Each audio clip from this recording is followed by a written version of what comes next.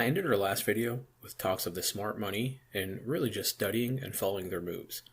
The smart money, usually the pioneers, the ones who took a risk while others mocked them, are the ones that people idolize today.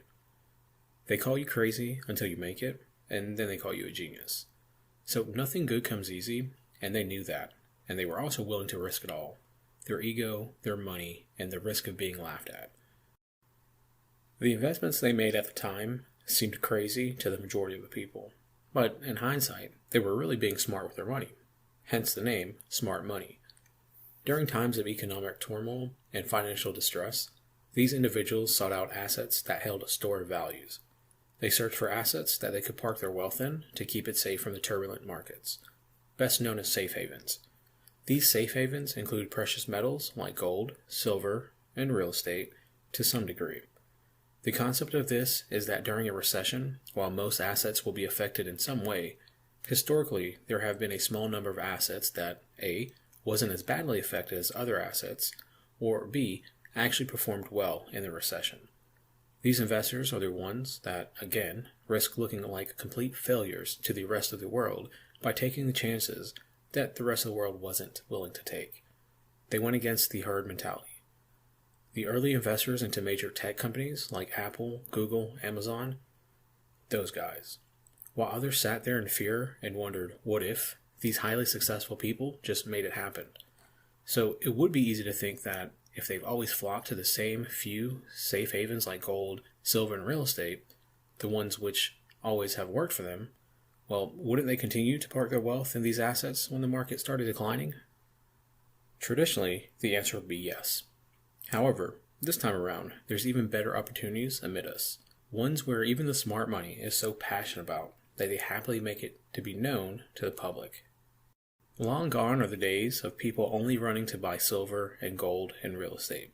Instead of acquiring assets like gold that may prevent them from losing money and possibly even make them 5 to 10% during a recession, there's a new asset class that nearly every billionaire has heard about and most are in. This is an asset class that most of them believe will outperform any other assets available to us. So no more settling for 5 to 10% returns. Instead, they are going for an asset that they believe will gain them 200, 300, and possibly even 1,000% return on their investments. Not only has our technology significantly advanced since the last crash, but so has inflation. As daunting as it may sound, their goal is no longer to jump out of cash into gold, then back into cash once the market recovers. Their faith in the fiat currencies, like US dollar, has completely dissolved. They've changed their game plan from going into gold with the plan of moving back into cash once the economy recovers from this recession. Now, they are looking to move their cash into the assets that could potentially replace the dollar as we know it. With hyperinflation in full effect, who knows or if the US dollar would ever go back to being as strong as it once was. One of the many fears around hyperinflation that is in effect right now is that one day, instead of being able to buy a loaf of bread for $3, it may take 30. So that would have to be some amazing bread. We've experienced hikes in gas prices before, but what about paying $20 for a gallon of gas? We would be working much harder for much less money. And that's exactly why the smart money has been pouring into digital currency called Bitcoin. The digital currency that many believe could replace every other monetary currency across the world. So Bitcoin cannot be printed, it cannot be duplicated, and it runs on a peer-to-peer network, so no need for a middleman. It is decentralized by nature, so no custodian, or more importantly, no bank is needed. It was created in 2009 as a solution to 2008's financial crisis. Yeah, you know, the financial crisis that the banks caused by overlending and unethical practices? Yeah, that one. So finally, one man had enough of the bank's lies, scandals, and really disrespect towards us little people.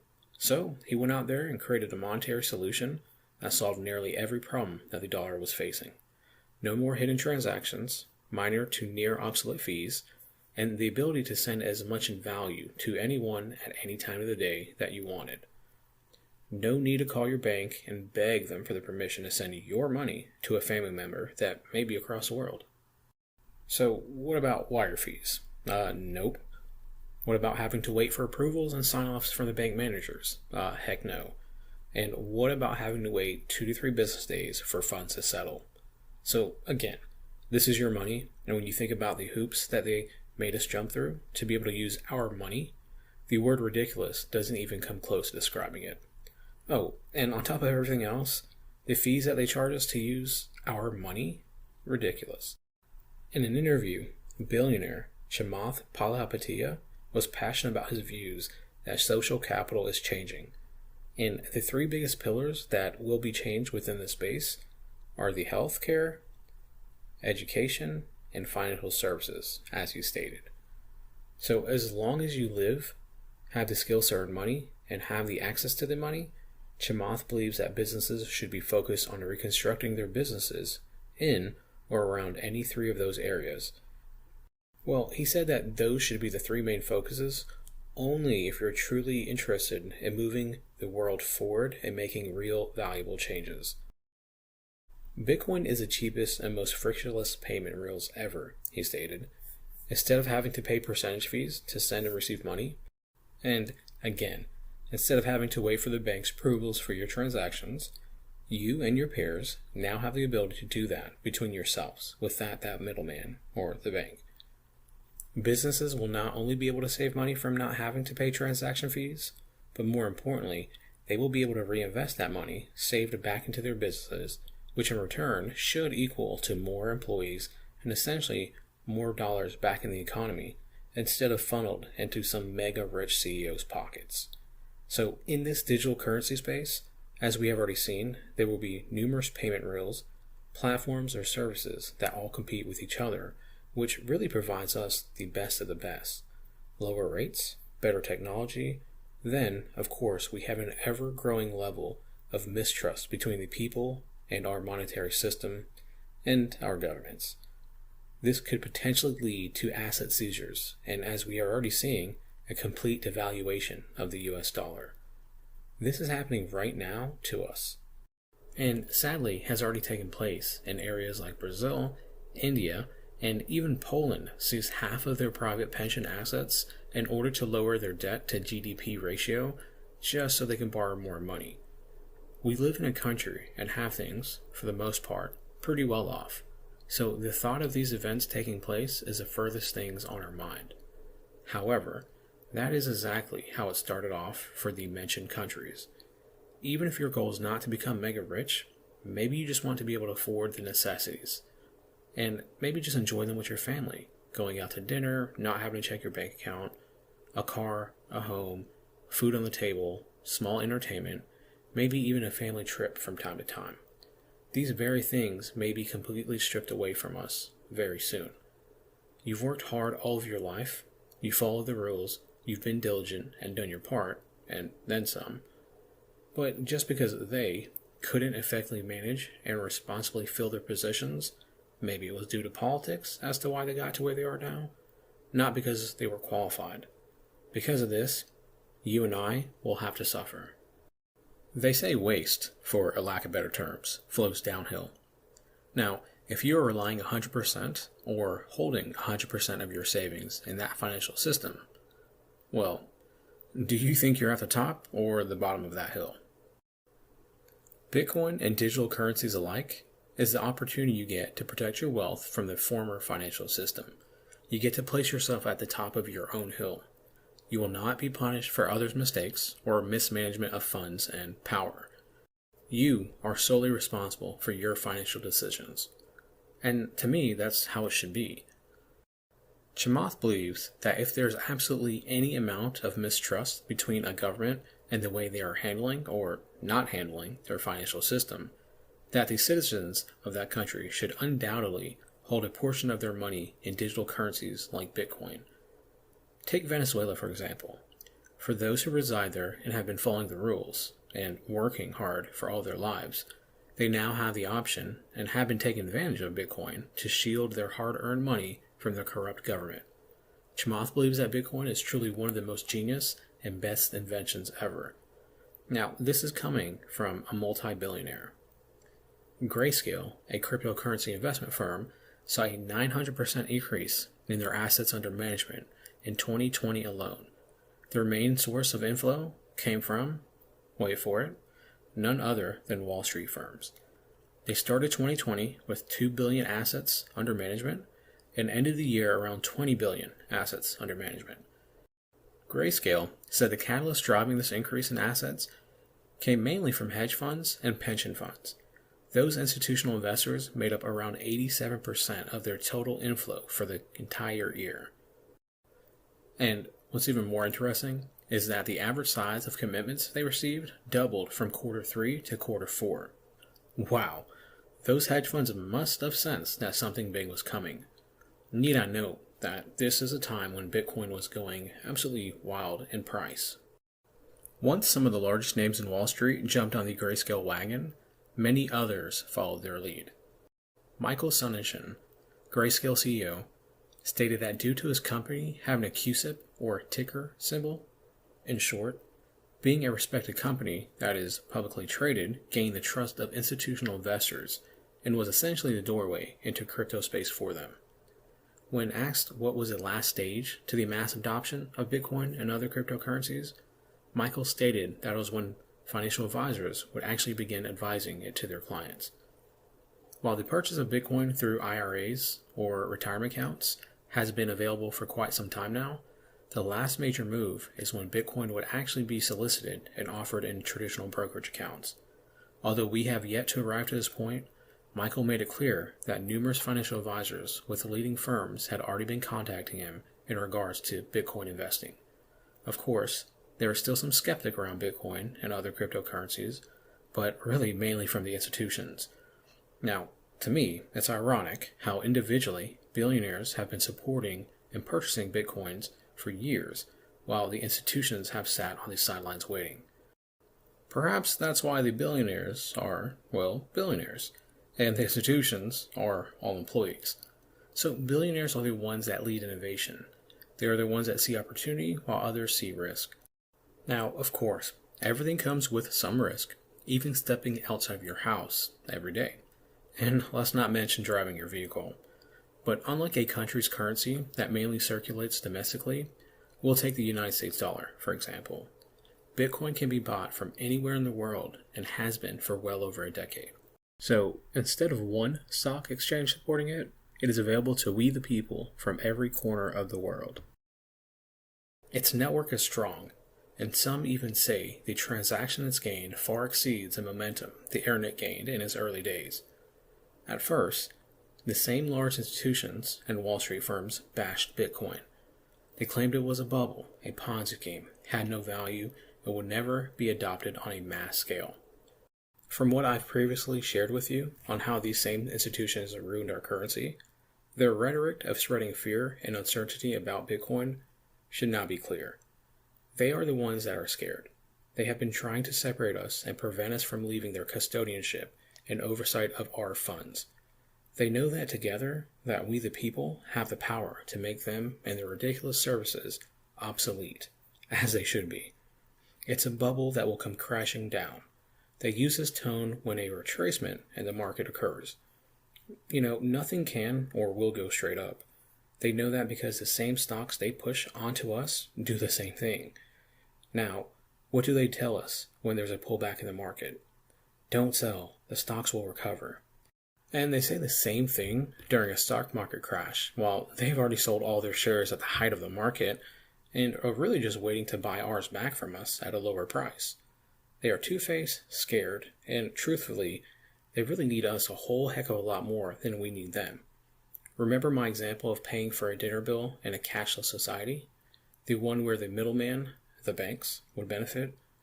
Now think to yourself, how long have you used online mobile banking? For everyday purchases, are you more than likely to use cash or card? Weirdly enough, in today's times, if you pull out cash to pay for your groceries, you may get evil looks from the people because you are slowing them down. They have done a great job at programming most of the population to believe that we need their debit and credit cards. They now consider you old school or non-techie if you carry cash. What a great way to keep feeding them through the ridiculous transaction fees. They used to say it's a Ponzi scheme that has no value and is backed by nothing. Wait, were they talking about cash? The dollar bill? Of course not. But let's compare the United States dollar to Bitcoin and the logic of, well, the only value it has is the one that we give it. Well, again, the United States dollar is supported by, well, mainly just the United States. And again, Bitcoin is supported by the entire world. They spread the fear and narrative that Bitcoin was used by hackers and scammers, by bad people, terrorists, and used to purchase drugs. In actuality, Bitcoin may be one of the worst vehicles for illegal activities, as all of its transactions are made public for the whole world to see. Cash is actually much more discreet than Bitcoin, and far before Bitcoin was around, what did people use for drugs and illegal activities? That's right, cash. Ex-hedge fund manager Michael Novogratz believes that the reason these institutions have changed their views on Bitcoin is because they have been forced to. Simply, they knew that they were losing, and just as the old saying goes, if you can't beat them, join them. In this case, it was, if you can't fool them, again, then try to take the lead. The Federal Reserve is actually in the process of creating their own cryptocurrency called FedCoin. My hope is that no one buys into it. They've ruined us many times before, and I'm certain that they will try to do it again with any chance that they get. Coming from an ex-hedge fund manager himself, Mike feels that it is ridiculous that banks and financial firms approve and support cash, worthless paper. Now, yet, they have to support the purchase and even acknowledge the power of Bitcoin. For some time, many believe that Bitcoin's price could go to zero. Mike says this is absolutely false, and for those that believe that, or at least speak that way of Bitcoin, truly don't understand it. Traditionally, Mike would suggest an individual to invest only 1 to 2% of their net worth into Bitcoin. Nowadays, he says that should be more like 5%, and in some cases, depending on one's risk tolerance, even more. But here's a real question, and we should be asking this to people like him, who are pushing the adoption of Bitcoin. Mike, how much of your net worth is invested in Bitcoin? His answer, upwards of 50%. Earlier, we mentioned the fact that traditionally, professionals from all areas of the world recommended that those safe haven assets, like silver and gold, should take up no more than 10% of one's portfolio. It's safe to say that Mike truly has put his Bitcoin where his mouth is. One that not only openly talks about the benefits of Bitcoin, but more importantly, practices what he preaches. Even former Goldman Sachs executive Raoul Pal, the man who retired at age 36 with a net worth around $15 million, is extremely bullish on Bitcoin. A once gold bug, or at least a firm believer in precious metals, sold all of his gold just to have more money to buy Bitcoin. The old saying of never put your eggs in one basket is one that you would think a once hedge fund manager at what may be the most prestigious firm in the world would know well. However, he recently published that his crypto investments make up for over 98% of his total net worth. Raoul Pal says that the charts are clear and that Bitcoin is breaking out against every other asset that exists. He said that Bitcoin is the single most dominant trade he's ever seen in his entire career. Listen to this powerful quote. When a bet looks so dominant, so large, and so powerful, owning any other asset only dilutes that. And if I'm comfortable with that bet and I can structure so that I can take the risk that I want to take, I want to put everything in it that I can. And that's something I've never done before. Quoted by Paul himself. And he followed with, why talk about any other market when Bitcoin is so dominant? What's the use? While many reference Bitcoin's earlier days and the fear of extreme volatility, Raoul Pal is confident that the market conditions are completely different from those days. Mainly for the sole fact that the majority of Bitcoin holders at the time were retail investors.